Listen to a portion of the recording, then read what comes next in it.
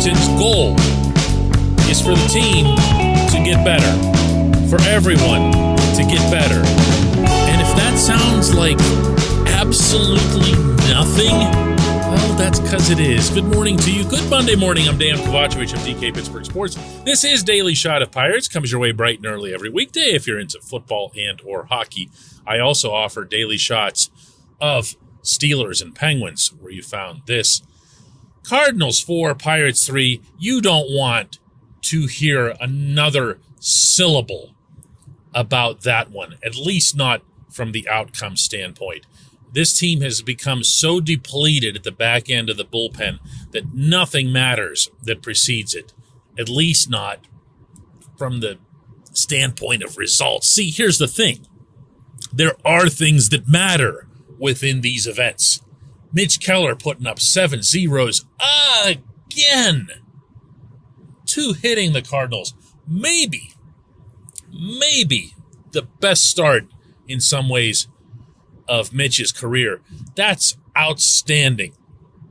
I can't sing his praises strongly enough this summer. He is the story of the 2022 Pittsburgh Pirates. Not O'Neal Cruz, not the 2 months of Jack Sawinski, who, by the way, homered again yesterday to his credit.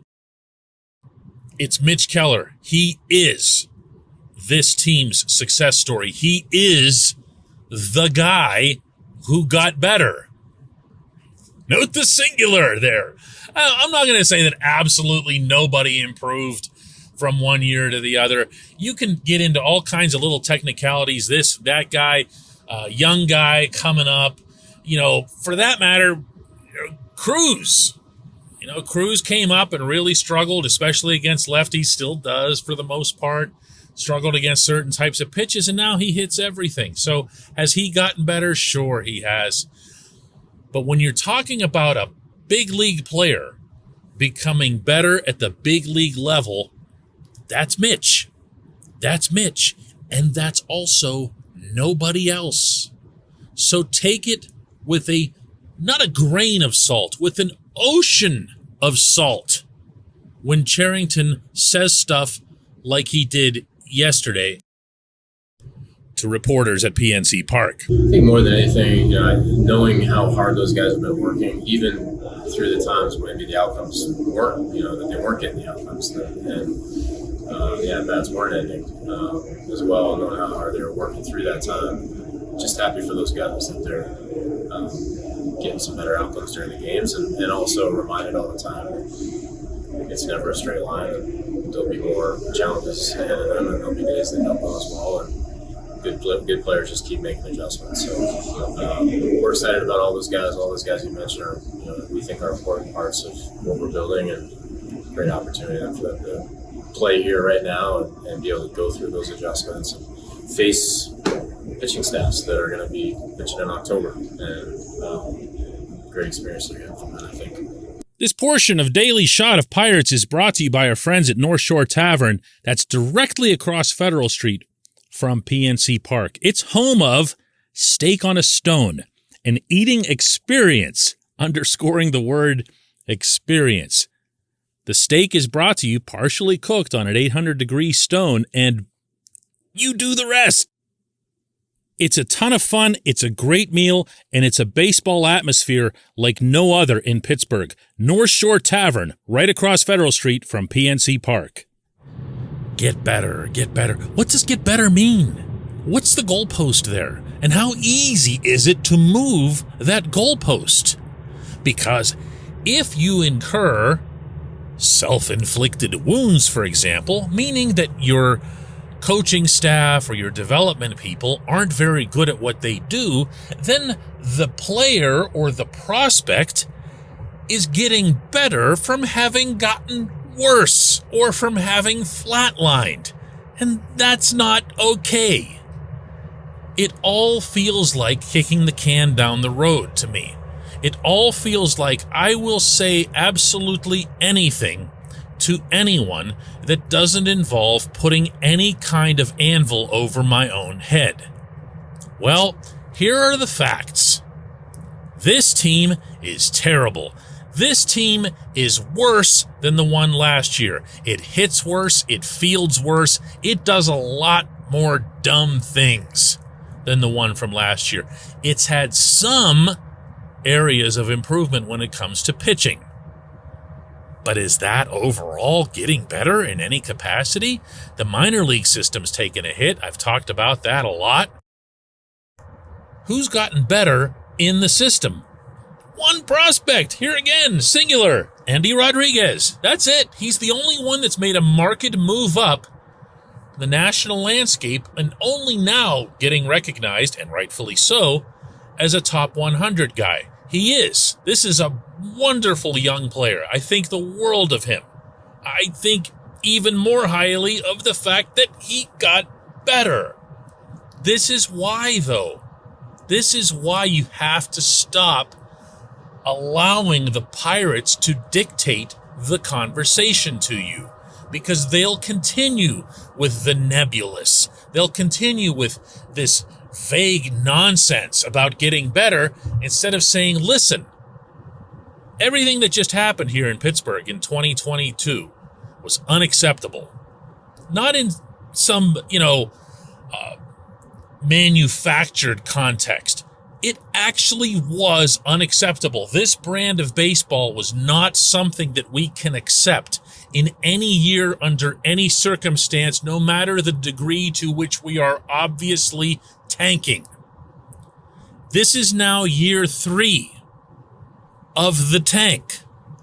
It's time to come out of the tank, or at least to raise one pinky finger above water's level. That has to start with the GM coming up with real goals for 2023 and say, hey, if you look at the positions that we have covered in the field, or if you at least look at the options that we have for those positions, and you say, I don't know, here, let's do this in a hurry. Let's say that we believe in Andy Rodriguez and or Henry Davis at some point or other being the catcher. So you don't need to go overboard with catcher, but you need a catcher, a major league catcher. You go to first base, there's not a whole lot there. Second base, you've got Rodolfo Castro. You possibly can use Kevin Newman over there or whatever, but you've got Castro as a potential future guy. You've got Nick Gonzalez behind him if he can ever stay on the field. You've got Cruz at short. You've got Brian Hayes at third. You've got Brian Reynolds in center. You've got Jack Sawinski at one of the corner outfield positions. And from there, you've got a whole lot of outfielders. You really do. I'm not saying there are a whole lot of good outfielders. You just have a whole lot in the sense that numbers, a lot of them that are about the same and probably deserve, if that's not too strong a word, the same chance to become one of those guys. So what are we talking about here? We're talking about a temporary catcher, a first baseman, could be anybody, and a corner outfielder to make sure that you don't fall into some deep, dark hole by counting entirely on the kids. That's it. That's it. You tell me what this GM's excuse is for not addressing 3 bleeping holes when it comes to the everyday lineup. Now, pitching's a different matter, but even then, you've had some solidification. You've had Mitch, you've had JT Brubaker, you've got Roansy Contreras. See what happens with Michael Burrows, not to force him in the majors, but see what happens with him. And then you find one pitcher, one starting pitcher. I'm going to ask again, what is the excuse to not do this? If you're going to come back at me with payroll, hey, I'm not here to argue. But then, just say it. When we come back, J1Q.